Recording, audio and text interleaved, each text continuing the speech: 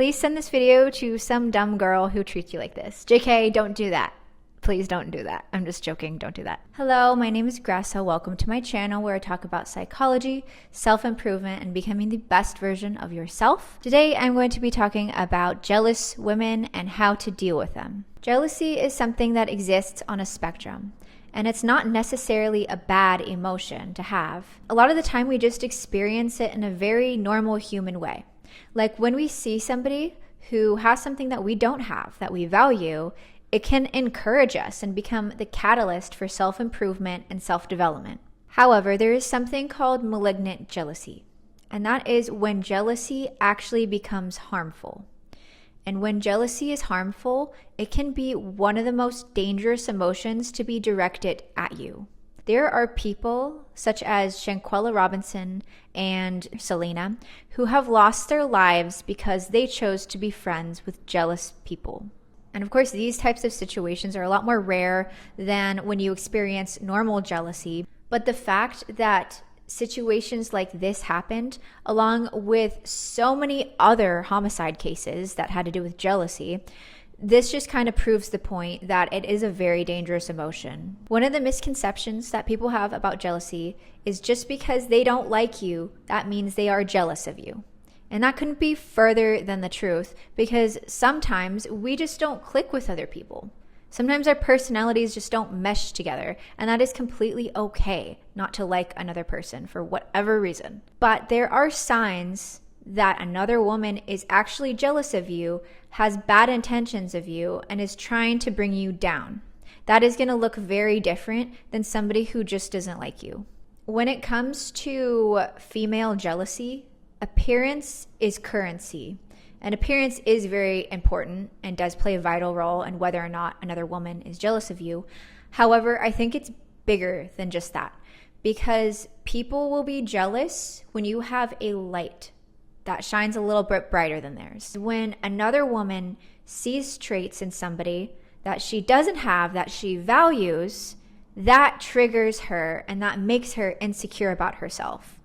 She puts you on a pedestal up here because you have those traits, whatever they may be, that she doesn't have. And when she puts you on that pedestal in her brain, she is starting a secret competition with you so that she can drag you back down to her level to make herself feel safe and to make her ego feel better. It's like a secret, silent competition that you don't agree to, and a lot of the time you don't even realize it's happening. And when she does this, she could start dressing the exact same way that you dress. She could start using the same phrases that you use, styling her hair the same way, making her hair the same color as yours. Just pretty much everything that you do, she will start mimicking because she wants to prove to herself that she can do it better than you. And here's the thing. Just because somebody, copies your style or copies your mannerisms doesn't necessarily mean that they are a jealous, vindictive sort of person. But here's the thing that I notice is that the girls who are cool with you, they will compliment you. If you're wearing an outfit that they really like, or if you did your hair a certain way that they like, they will compliment you. They'll be like, oh, I love the way you did that. It looks great on you. It really suits you.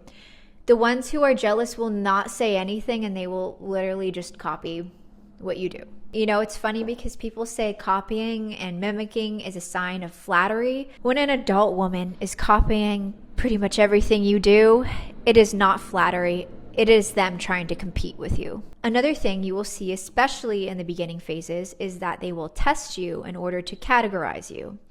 They will make pokes and jabs and be passive aggressive. They might try to low-key embarrass you in front of other people because they want to see how you respond.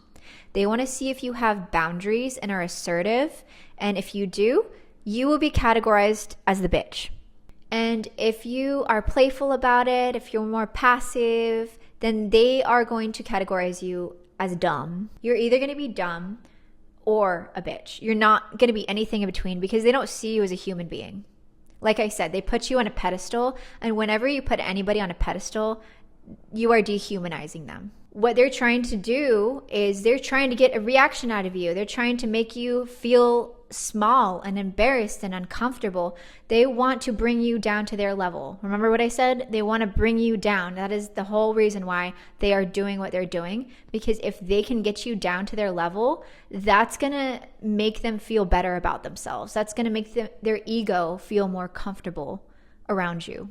Because I have personally made the mistake in the past of being in the dumb box, of being super passive, of trying to keep the peace, of valuing harmony over my self-respect. And when you are categorized in the dumb box, then this person is just going to continuously try to tear you down, try to manipulate you, try to make other people see you in a negative light, which I'm going to get to next. And when you're in the dumb box, this is going to be exhausting for you. Like, I promise you that. The biggest thing you can do for yourself in this situation is to put yourself in the bitch box.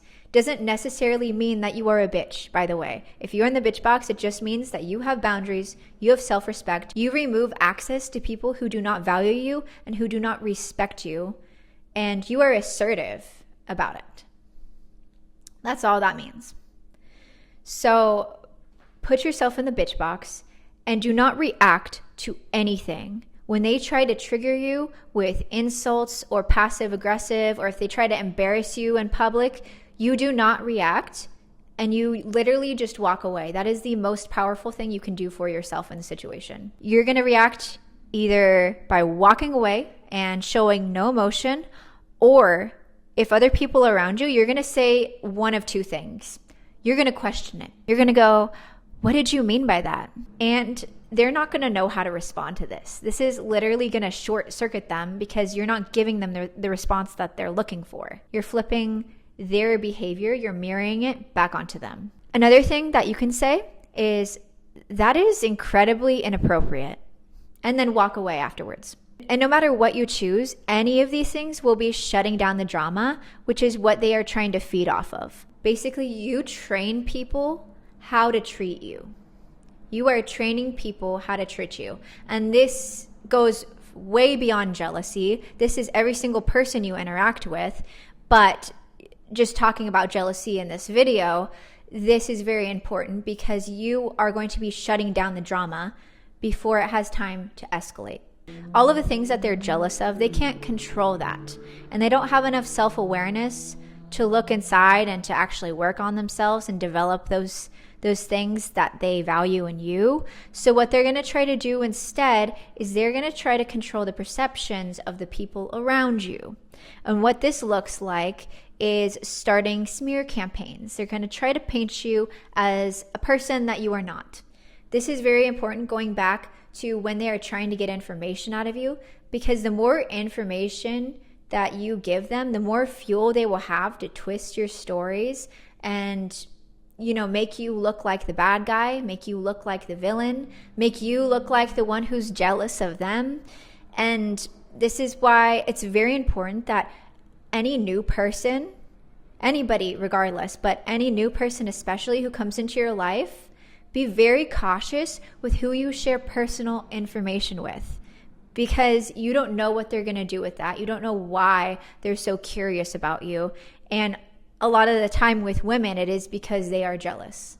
If you are in a work setting, I want you to start documenting every single thing that they do to you. You don't go to management right away because they're not going to take you seriously if you go after every single little thing that happens. But instead, I want you to write it down so that you never forget it. Write down every single witness who was there as well, because you want to start getting people who are on your side. I've dealt with this personally in the workplace, and it was living hell. And I still work at this location, so I'm not going to go into story time just yet. But eventually, I am going to create a story time video that is very, very interesting of how I dealt with this. And spoiler alert, I ended up winning the situation. So I know what I'm talking about. So those are the most mature ways you could handle it, especially in the workplace. I hope this video resonated with you, and I hope you got something out of it and it helped you. If you have any other questions, just let me know in the comments. I would love to hear your stories too, if you've experienced anything along these lines, people treating you weird like this.